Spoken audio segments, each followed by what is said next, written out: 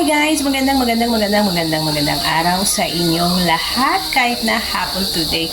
Oo, meron tayong face mask pa kasi medyo may malat tayo. Ayan, oo. Tsaka meron tayong colds. Oo, yan. Hindi maganda ang pakiramdam natin pero okay lang yan. Laban lang. Fighting. Ayan.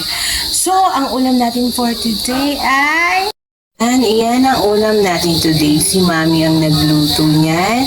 Yan ay scrambled egg with tomato and onion. Ayan. So, yan ang ulam natin. O, diba, tipid? Tayong pipino, ayan, para masarap. So, ayan, may pipino.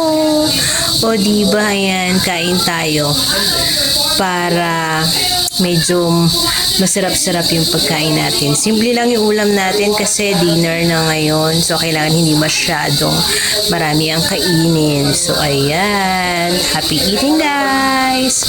Lang guys, so please follow for more and share na rin po ang video na to. Have a blessed day.